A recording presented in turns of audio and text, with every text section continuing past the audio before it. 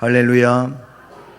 네, 5월 달 맞았습니다. 5월 1일 오늘 첫날이고 또 첫 주일 어린이 주일 예배를 하나님께 드립니다. 오늘 말씀의 가장 중요한 내용은 자손에게 알리라라는 것입니다. 우리 부모에게, 우리 윗세대에게 바로 그 자녀 또는 손자, 손녀, 그 후손들에게 하나님의 뜻을 알리라고 하는 것이 오늘 말씀의 핵심입니다. 그리고 오늘 시편 이 78편 시작할 때 표제로 아삽의 마스길 이렇게 나타나고 있는데, 이 마스길은 교훈이라고 하는 뜻이지요.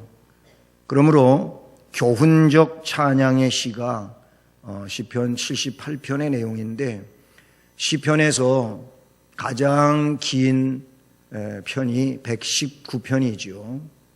그리고 두 번째 긴 것이 바로 이 78편이라고 볼 수 있습니다. 아삽은 오늘 말씀과 또 본문 이하에서 이스라엘 선조들이 출애굽 당시에 있었던 일들, 그리고 광야 생활 가운데 있었던 일, 더 나아가서는 사사시대에 있었던 그런 하나님께 불신앙으로 살았던 이 사실들에 대해서 회상시키고, 다시는 불신앙으로 살아서는 안 된다라고 교훈하고 있는 것이 본문의 말씀, 또 78편 전체의 말씀이라고 볼 수 있습니다. 말씀드린 것처럼 이 마스길은 교훈 시입니다. 그런데 시편에는 이 교훈 시 말고도 믹담이라고 하는 시편이 있습니다. 믹담은 덥다 이런 뜻으로 구속의 시 또는 속량의 시로 그렇게 일컬어지는 것이 믹담이라고 또 알 수 있습니다. 또 하나가 더 있는데 식가연이라고 있습니다. 식가연, 희가연도 있고 식가연도 있는데, 바로 이 식가연은 슬픔의 시입니다. 뭔가 애도하는 일들이 있을 때에 그렇게 그 애도의 내용으로서 노래하는 것이 식가연입니다.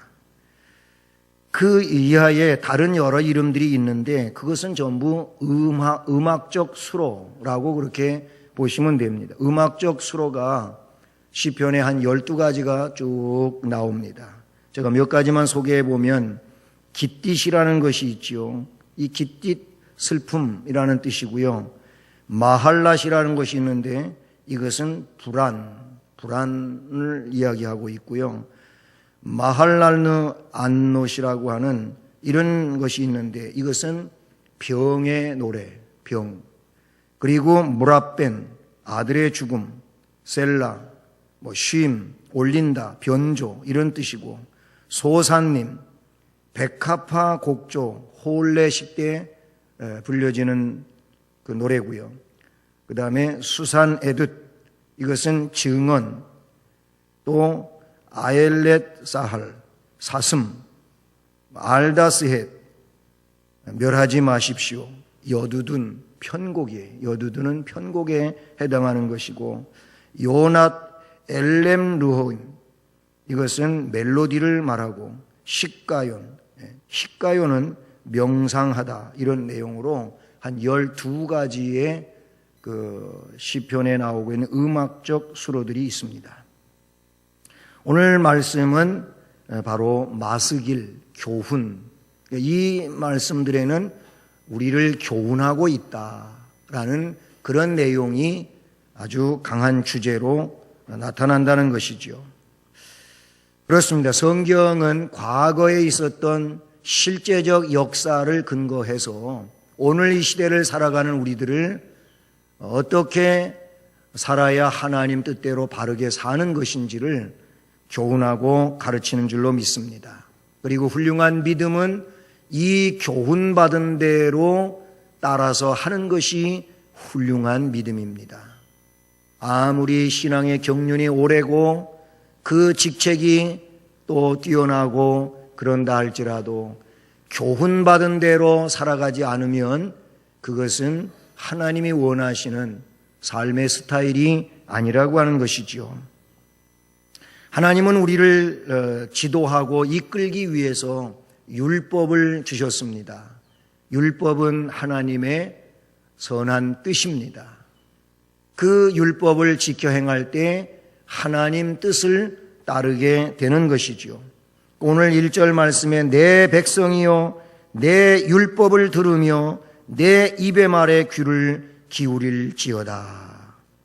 그리고 5절에서 여호와께서 증거를 야곱에게 세우시며 법도를 이스라엘에게 정하시고 우리 조상들에게 명령하사 그들의 자손에게 알리라 하셨으니, 여기 나오고 있는 여호와의 증거 또 법도, 이 역시 하나님의 율법의 다른 그런 의미로서 쓰고 있는 내용들인 것이죠. 율법을 주셨어요. 왜 율법을 주신 겁니까? 그것은 아주 간단히 말하면 하나님을 잘 섬기라고 율법을 주신 줄로 믿습니다. 하나님 잘 섬기라고. 목적은 그거예요. 그러니까 율법을 따라서 살아감으로 하나님을 잘 섬기게 되는 줄로 믿습니다. 성경을 그러므로 우리는 읽어야 되고 들어야 되고 묵상해야 되고 그 말씀을 연구하는 말씀 중심의 삶을 살아가야 될 줄로 믿습니다. 자, 우리 교회는 쇠마를 합니다. 쇠마는 곧 부모가 말씀을 가지고 자녀를 가르치는 그것이 쇠마입니다. 그래서 5개년 동안 이 쇠마 그 본문, 원문을 저기에 번역된 대로 우리가 성경에 나타나고 있는 대로 써놨습니다. 신명기 6장 4절로 9절까지의 말씀인데요. 이 말씀에 보면은 이스라엘아 들으라 이렇게 시작합니다. 여기서 이스라엘은 누굽니까? 하나님의 선택된 백성입니다.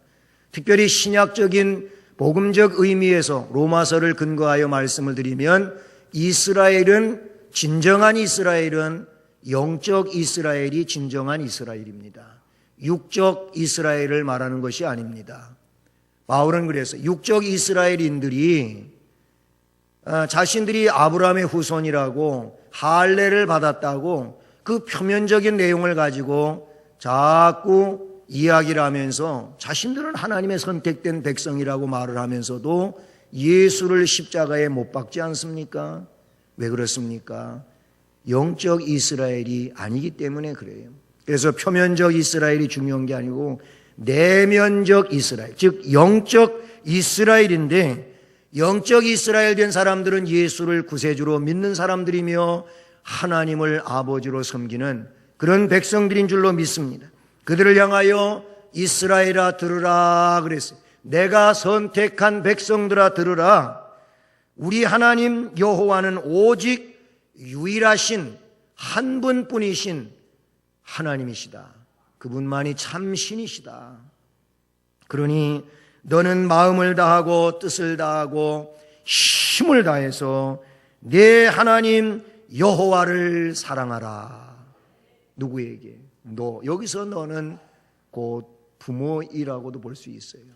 물론 우리 전체를 두고 하시는 말씀이기도 하지만, 그러나 문장적인 전체적 내용에서 보게 되면은 여기서 너는 부모예요.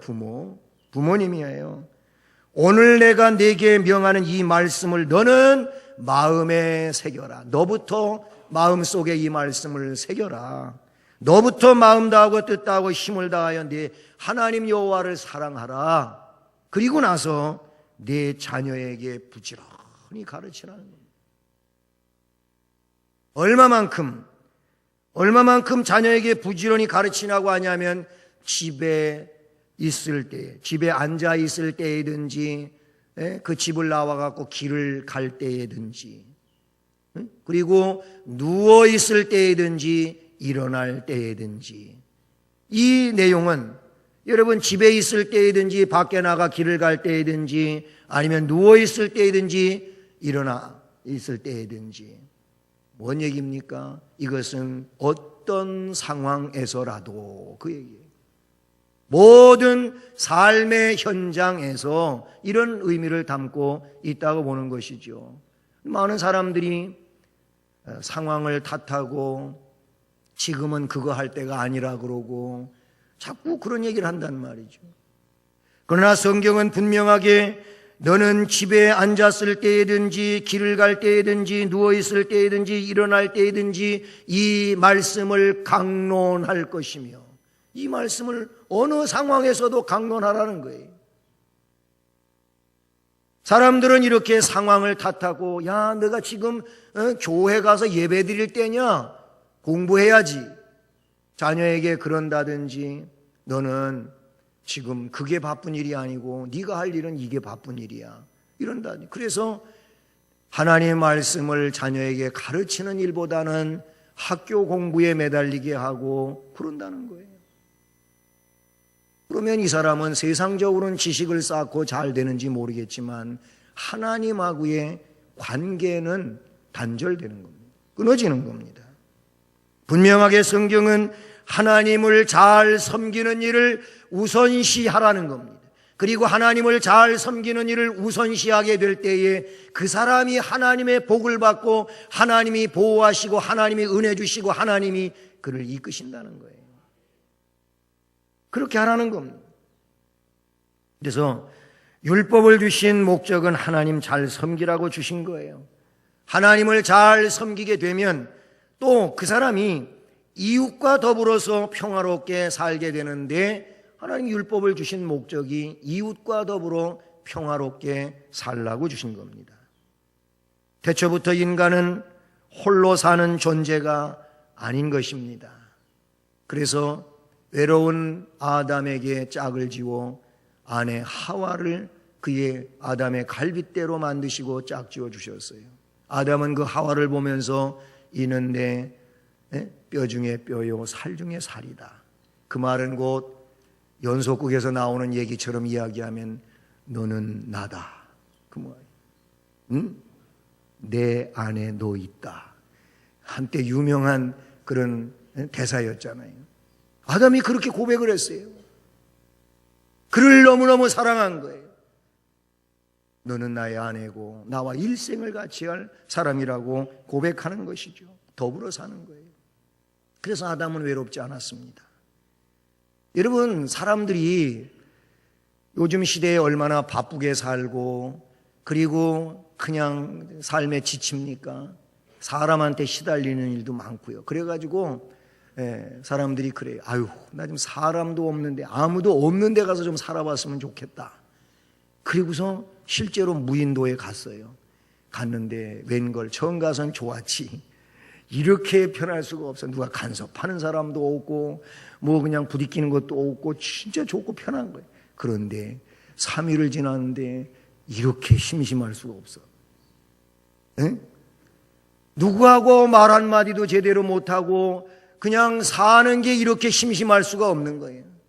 그것도 하루 이틀이지 조금 오래 지나가다 보면은 그렇게 고독하고 외롭고 쓸쓸하고 적적하고 그럴 수가 없어요. 네? 그래서 일주일 만에 뛰쳐나오는 거예요. 예, 죄송한 얘기지만 감옥에 가도 문제거리가 있는 사람은 어디다 갖다 넣냐면 독방에다 갖다 넣어요. 독방에. 혼자 있는 방에다 넣어요. 누구하고 얘기할 상대도 없고 그러면 그것처럼 고독하고 그것처럼 답답하고 그것처럼 견디기 어려운 것이 없다는 겁니다. 사람은 관계적 그런 상황에 있어야 되는 거예요. 그런데요, 문제가 뭐냐면 이렇게 아름다운 관계적 삶을 더불어 사는 존재로 만들어 주셨는데 범죄하게 되지 않습니까? 하나님의 명령을 거역했어요. 이 범죄한 인간은 더불어 사는 삶의 방법을 자꾸 파괴시키는 거예요. 어떻게? 사람들은 어디에서나 시기심에 불타고 분쟁의 요소를 갖고 있고 불평과 핑계하는 이런 일들 속에서 관계가 깨지는 거예요. 시기하잖아요. 저 사람이 잘 되는 일 못 봐주고 내가 잘 돼야 되고 뭐 이래갖고 시기하는 거예요. 시기. 분쟁해요. 불평스러워요. 막 핑계가 너 때문에 그런 거야, 나 때문에 그런 건 하나도 없고. 그래서 사람이 관계가 파괴되고 깨지는 거예요. 그래서 하나님은 이 관계를 다시 봉합시키기 위해서 하나님의 말씀, 율법을 주시는 거예요. 율법을 따라야 살아야지 더불어 사는 이 평화의 역사를 이룰 수 있게 되는 것이죠. 그래서 예수님도 요한복음 13장 34절에서 새 계명을 너희에게 주노니 서로 사랑하라. 내가 너희를 사랑한 것 같이 너희도 서로 사랑하라. 서로 사랑하라는. 이게 뭐냐면 관계를 위해서 그렇게 하라고 명령해 주시는 줄로 믿습니다. 그러니까 하나님이 우리에게 율법을 주셨는데 하나님 잘 섬기라고 율법을 주신 것이고, 그리고 이웃과 나와 아내와 남편이 더불어, 또 부모와 자녀와 부모가 더불어, 그리고 우리 가정과 이웃과 더불어 관계를 맺고 평안하고 행복하게 사는 일들을 위해서 법을 주신 거라. 법대로 하면 하나님 은혜를 받고 하나님 축복 가운데 이웃과 행복하게 살게 되는 줄로 믿습니다. 그런데 이 법을 너만 잘 알고 있으면 안 된다는 것이죠. 오늘 말씀에는 어떻게 하라고요? 자손에게 잘 알리라고 말씀해 주시는 줄로 믿습니다. 그래서 4절 이하의 말씀을 보면 우리가 이를 그들의 자손에게 숨기지 아니하고 여호와의 영예와 그의 능력과 그가 행하신 기이한 사적을 후대에 전하리로다. 그리고 5절에서도 분명하게 그랬어요. 이렇게 하나님께서 증거와 법도를 야곱과 이스라엘에게 정하여 주신 것은, 우리 조상들에게 명령해 주신 것은 그들의 자손에게 알리라고 하셨지 않냐. 조상에게 말씀을 주신 것은 자손에게 알리라고 주신 거다. 6절에는 더 중요한 내용이 나오는데, 이는 그들로 후대 곧 태어날 자손에게 이를 알게 하고 그들은 일어나 그들의 자손에게 일러서. 그랬어요. 부모는 그 아들 딸에게, 또 그 아들 딸은 부모로부터 하나님의 말씀을 듣고 배워서 또 이제 장성해 가지고 한 남자를 맞이하고 한 여자를 맞이해서 부부가 되는 거예요. 가정을 이루는 거예요. 그래서 또 그 가정에서 또 아들이 낳고 딸이 낳아지면 그들은 그 아들 딸에게 또 알려주고 그렇게 하라는 거예요. 그것을 6절에서는 분명하게 우리에게 말씀해 주시는데, 그들은 일어나 그들의 자손에게 일러서, 부모로부터 전수받은 아들 딸은 부모에게 전수받은 대로 또 그 아들 딸에게, 이렇게 다 보면은 신앙의 계대가 이어져 간다는 겁니다. 그러니까 신앙의 계대를 이어가라고 말씀해 주고 있다는 사실인 것이죠. 앞에도 말씀드렸지만 이 신명기 6장 4절 이하의 이 쇠마 본문에서 말씀해 주시지 않습니까? 너는 마음에 먼저 새기고 그것을 네 자녀에게 부지런히 가르쳐라. 언제든지 강론해라.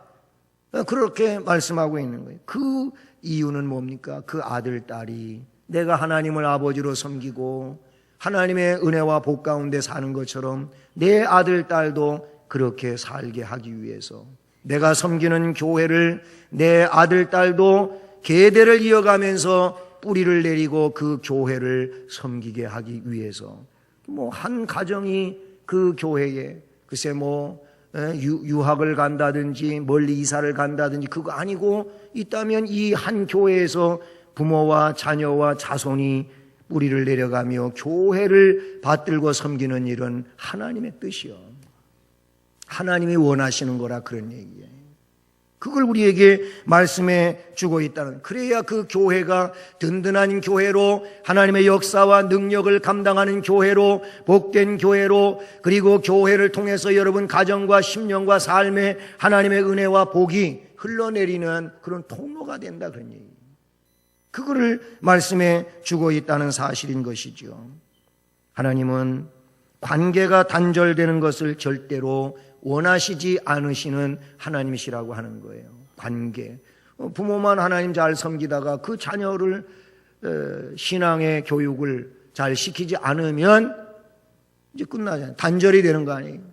하나님과의 단절이 된다, 그런 얘기인 것이죠. 그렇게 되면 하나님의 축복이 후손으로 흘러 내려갈 수가 없다고 하는 것을 말씀해 주고 있는 것이죠. 사랑하는 여러분, 우리는 우리의 자녀를, 우리의 자손을 하나님 백성으로서 올바로 살아갈 수 있도록 말씀, 이 법을 가르치고 교육하고 그대로 실행할 수 있는 은혜자로 키워야 될 줄로 믿습니다.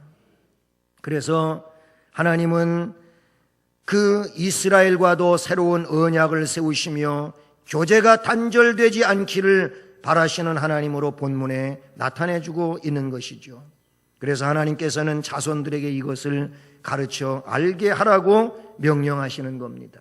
오전 예배에도 어떤 가정은 3대가 와서 예배를 드린 거예요. 어머니가 권사님이고 그 아들이 멀리 살고 있지만은 교회에 또 이렇게 꼬박꼬박 오고, 두 아들을 낳아가지고 그 아들 며느리가 두 손자를 데리고 그래갖고 일부 예배 와서 예배를, 3대가 오셨네요 하고 제가 축하한다고 그렇게 얘기를 했는데, 인사하면서 참 귀한 일이 아닐 수가 없어요. 너무너무 아름다운 일이죠. 우리는 우리의 아들, 딸이, 우리의 손자, 손녀가 하나님 앞에 예배를 드리고 하나님께 헌신하는 이런 사람으로만 키울 수 있다면 이 사람은 영원한 복을 받은 가문이 될 줄로 믿습니다. 왜 이렇게 해야 되느냐? 구원이 확대되어 가기를 하나님이 원하시기 때문에 그렇게 해야 되는 거예요. 하나님은 나를 통해서 내 자녀가 하나님 백성 되기를 원하시고, 또 그들을 통하여 그의 후손이 하나님 백성 되기를 원하시고, 이게 1차적 수직적 횡적 선교라. 선교예요. 그러니까 횡적인 건 뭐예요? 직계로 통해서 계속 예수를 구주로 믿으며 신앙의 계대를 이어가는 것이, 이것이 횡적인 거예요. 그렇게 수직적으로 내려가는 거예요. 이게 수직적 전도. 그래서 전도가 하도 안 되니까 어떤 교회에서 이제 자가 부흥시켜라 그랬대요. 이 자가 부흥이 뭐냐면 애들 낳아가지고 얘네들 예수 잘 믿는 사람과 결혼시켜가지고 그래서 또 아들, 딸, 손자, 손녀 낳으라는 거예요. 그래서 부흥시키라는 거예요. 이런 얘기가 없지 않아 있지 않습니까? 여러분, 우리는 우리의 자손을 그렇게 하나님 앞에 세우는 이 구원이 자꾸자꾸 확대되어져 가는 일을 해야 할 줄로 믿습니다. 아울러 이 행적인 것뿐만 아니고 종적인 관계에 있어서 나의 좌우 또 앞뒤에 대해서 전도하는 일이 일어나야 될 줄로 믿습니다. 예수 믿는 나를 통하여, 예수 믿는 나의 가정을 통하여 나의 집 주변에 있는, 나의 주변에 있는 이런 사람들에게 복음을 전하고 전도하는 일이, 이것이 종적인 문제다, 그런 얘기인 것이죠. 이렇게 해서 하나님이 원하시는 대로 구원이 확대되어지는 이런 역사가 일어나기를 주님의 이름으로 축복합니다. 더 중요한 것은 왜 이렇게 해야 되느냐? 오늘 7절 말씀을 보면 그들로 그들의 소망을 하나님께 두며 그랬어요.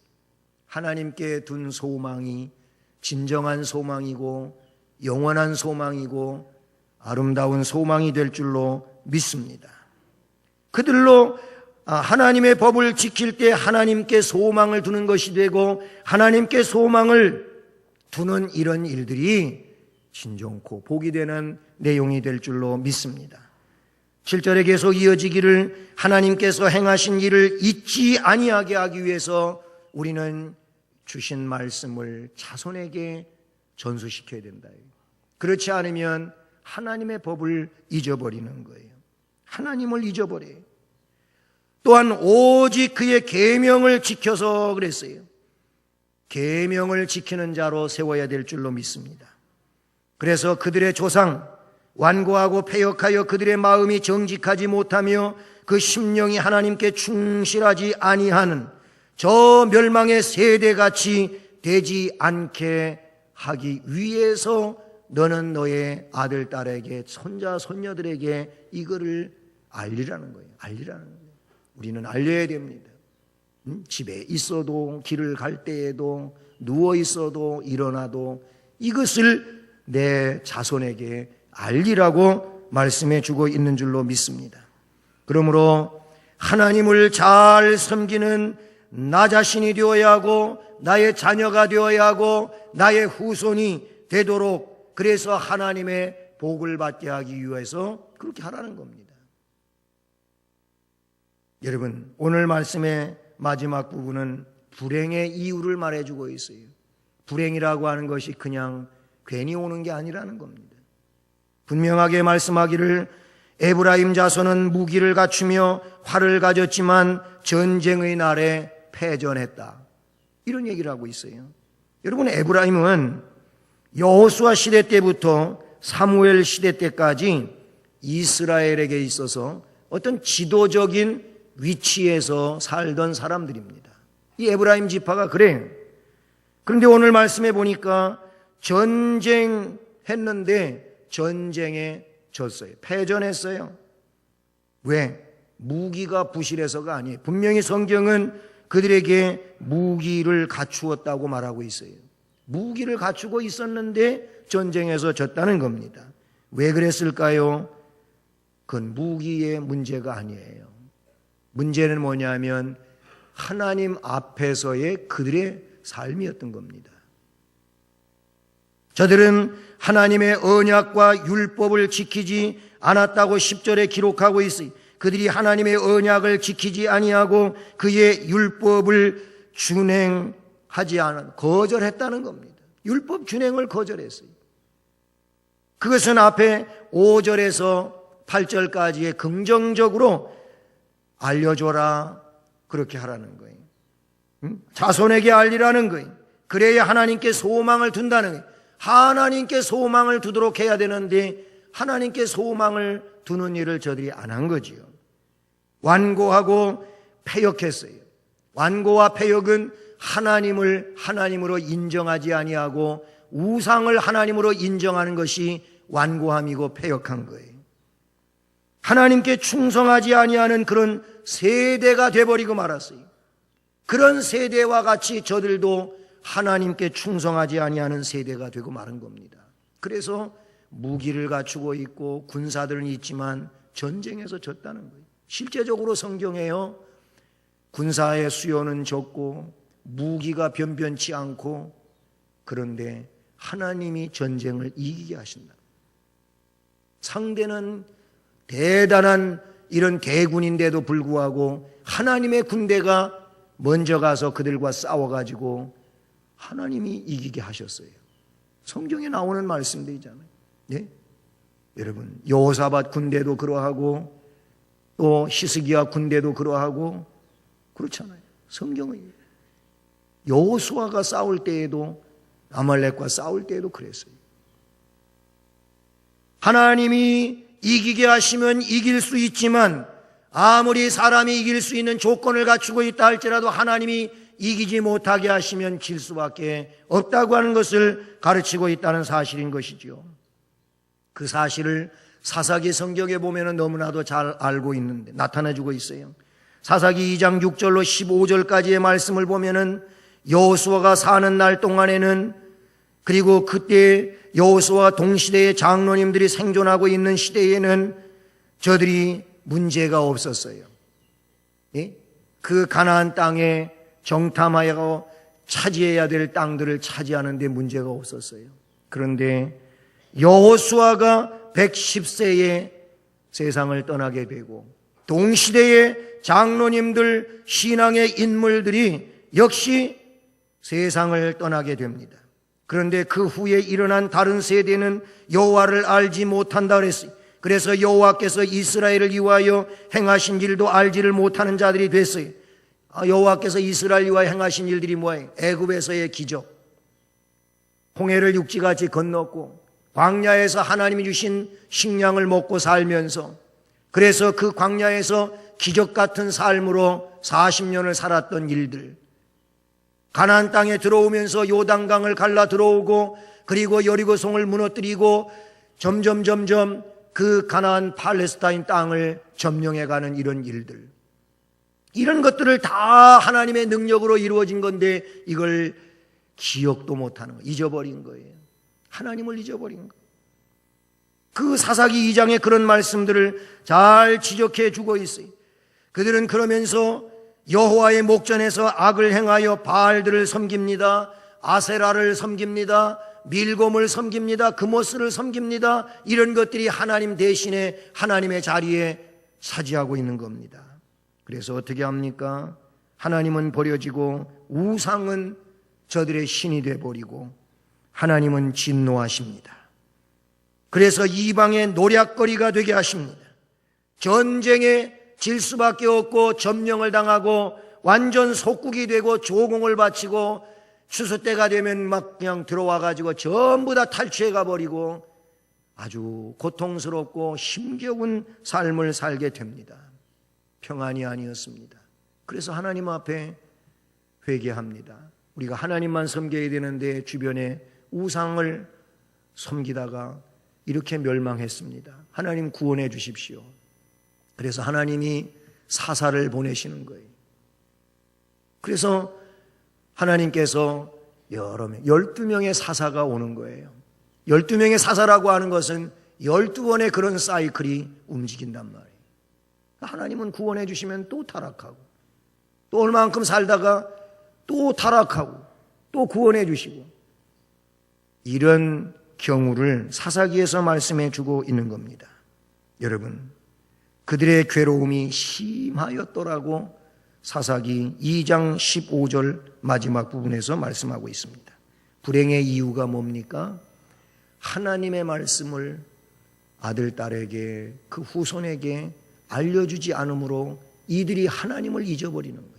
하나님을 잊어버리면 그들은 하나님의 보호를 못 받습니다. 하나님의 복을 못 받습니다. 세상적으로 부유함이 다인 것입니까? 그렇지 않잖아요. 우리는 이 세상에서 영원으로 가야 될 하나님의 백성들인데, 그러기 위하여 나와 내 아들, 딸, 손자, 손녀 또는 증손에 이르기까지 내려가면서 계대를 이어서 신앙의 가문을 형성할 수 있기를 주님의 이름으로 축복합니다. 우리는 하나님의 행하신 기이한 일들을 잊으면 안 됩니다. 하나님의 법을 잊으면 안 됩니다. 내가 그러하던 내 아들, 딸도 하나님을 잊으면 안 되는 겁니다. 하나님을 잘 섬길 수 있는 이런 후손으로 여러분이 부모로서 그 일을 감당하시기를 바랍니다. 여러분, 죽기 살기로 하면은 못할 일이 없다고 하지 않습니까? 또 죽은 사람 소원도 들어준다고 하는데 내 소원 한번 들어달라고 하면서 예수 믿지 않는 부모님을, 신앙생활 바르게 하지 않는 자녀를 우리는 권면해야 될 줄로 믿습니다. 그리함으로 신앙 안에 세워지고 하나님께 영광을 두고 하나님의 복을 받는 이런 은혜의 자, 은혜의 가정 또는 후손이 되어지기를 주님의 이름으로 축복합니다. 사랑의